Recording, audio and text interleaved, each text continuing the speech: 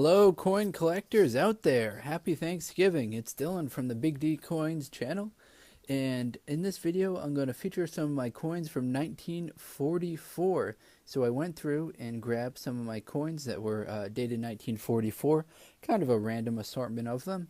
Of course, there are many others out there, but I figured it'd be nice to focus on these ones right here. So on the left row, we have pennies. In the middle row, we have a 1944 Canadian penny, a 1944 3-pence coin from the United Kingdom, a 1944 Mercury dime, and then on the right, we have a 1944 1 penny from the United Kingdom as well. So let's start with these pennies over here. Now, there are some error coins with the 1944 pennies. 1943, they switched to make the pennies out of steel, I believe, instead of copper. So then they switched back in 1944 to make the pennies back out of copper. So if you can find a coin that's the reverse of that, so a 1943 penny made out of copper or a 1944 penny made out of steel, those are error coins, and they're going to be worth a little bit more than face value. Those are especially prevalent with the 1944 S penny. So this one down here. Oops, sorry, the camera just tilted over there a little bit. So the 1944, so let me share with you the mintages from 1944. So in 1944, give me a second as I pull them up. There were 1.4 billion produced at the Philadelphia Mint, 430 million produced at the Denver Mint, and 282 million made at the San Francisco Mint. So if you're interested in learning more about those 1944 error coins, I've got a video about those, so you can check that out as well. And these are in fact wheat pennies. Flip it over just to share that with you. So there were, as I said, there were over 1 billion produced at the Philadelphia Mint. Those ones aren't going to bear any mint marks. So the only way your 1944 penny is going to be really worth significantly more than face value is if it's an error coin or if it's in great circulation. So let's stick with the United States coins, and we'll feature this one right here. This is the 1944 Mercury dime. So the 1944 Mercury dime, this is a cool coin because it is in fact made out of silver. It's 90% silver. It's a relatively small coin. It only weighs 2.5 grams, so the silver melt value isn't particularly high, but it's still cool nonetheless because it's silver. This coin was made up until 1945, so this is the second to last year that this coin was produced.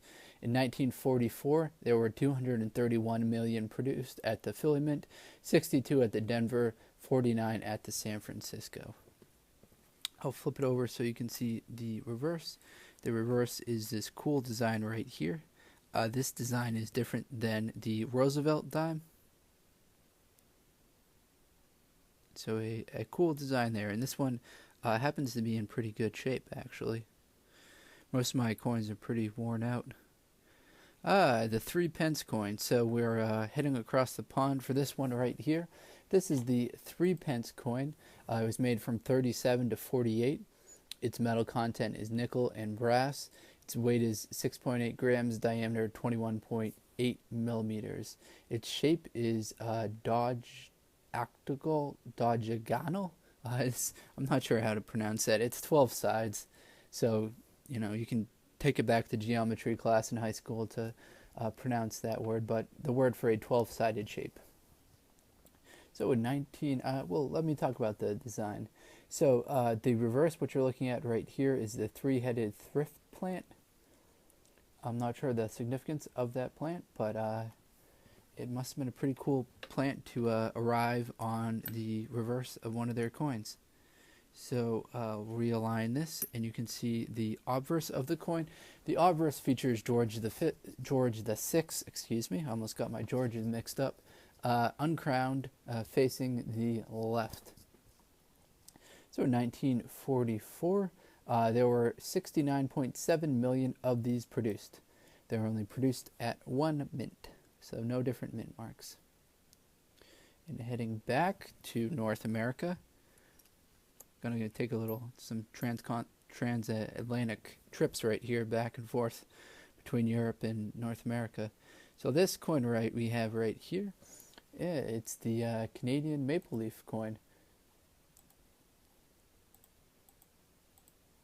I'm sorry I don't have the mintages for this one for you, but this is just a standard maple leaf coin. It's made from Canada, and these ones have a pretty high copper content in them. If we flip it over, you can see the other side of the coin. And this is George VI as well. So we've got George VI at the top and George VI down here as well. Maybe I should make a video about George VI coins. That'd be pretty neat. So there he is. And now moving back across the Atlantic to this one right here. It's 1 penny, but look how much bigger it is than these other pennies that we've got here. This one is a big coin.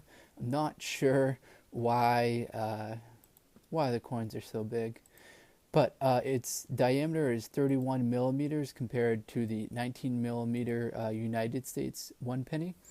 This coin was made from 1937 to 1948. Can you guys guess who is on the obverse of the coin?